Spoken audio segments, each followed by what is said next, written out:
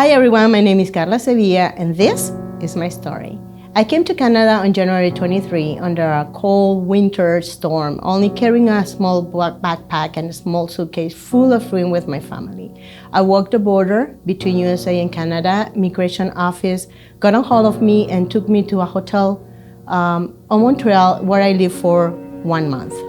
I'm a mom of two grown-ups, Amy and Francisco. On January 23rd that I left Nicaragua, I was married. On May 2023, my husband, by that time of 31 years, started a new relationship with another woman and left the house. It was a difficult moment for our family. It broke us in pieces, emotionally and spiritually.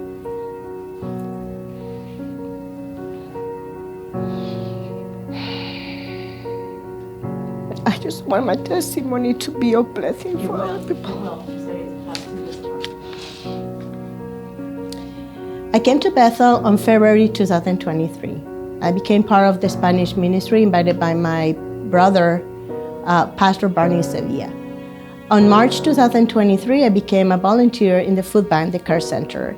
And in April 2023, I became part of the translation team, Spanish to English and English to Spanish. So at that point, the Spanish ministry and the care center team became my family. And from there on, I have been a member of Bethel. I started to follow Jesus since I was a kid. But when I was 15 years old, I got baptized. I started to live in a life that I thought it was good, a Christian life, going to church every Sunday. I tried to raise my kids under Christian values. And I thought that my relation with God was good because I was going to church, doing no bad to anybody. I think the situation that made me face God or encounter God after so many years after in my life was when the man I love, I carry for, I protected and prioritized for 31 years. My husband at that time decided to leave the house, left us and my kids alone, broke us in pieces. On that dark days, I was alone here in Canada, only supported in prayer by my care team and my Bethel family members that knew about my history, that knew about my strugglings here alone in Canada, and my kids alone in Nicaragua. The prayers, the hugs, the fasting, every single word, maybe not going mad, not going crazy. I had so many anxiety episodes and depression, alone in an apartment, knowing and only begging to God to not make me go mad and not lose His track. I wanted to be more confident. I wanted to trust Him. I wanted to feel Him.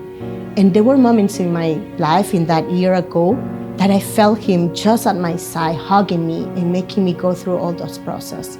People pray with me and for me and my family.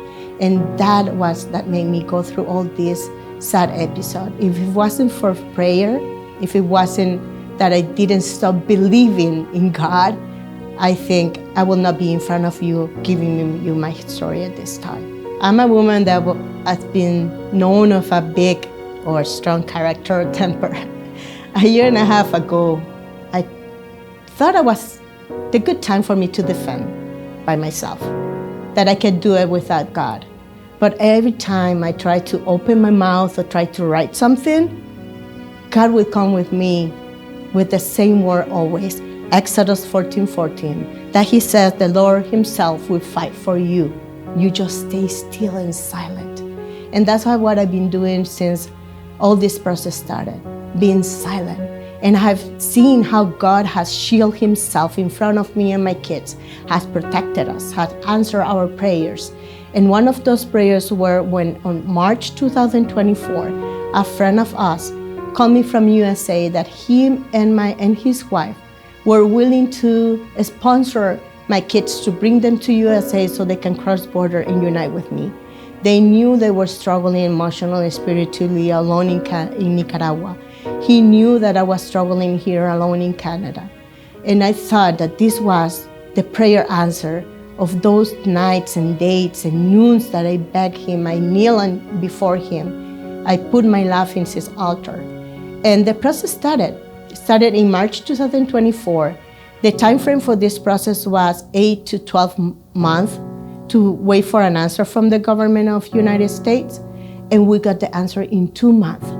2 months. God had answered us in His time, not our time. His precious and most valuable time.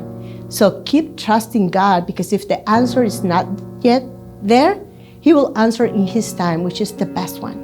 To my church family, I can only tell you, keep praying, keep believing, keep serving. Pray for that person that is at your side. You don't know the struggle, the battle, the desert that person is going through. And a prayer can make a change in their life. A hug, a hand can make a change in their life. Just don't look outside of other pains. It's so good to serve. I always tell my kids, it feels so good to serve than being served. So don't forget family, Bethel family, to keep serving others, because that's what God tells us to do. And blessing will pour. I can tell you, blessing are pouring my family. Now, blessing that I never expected. It's just because God is telling me, I'm here.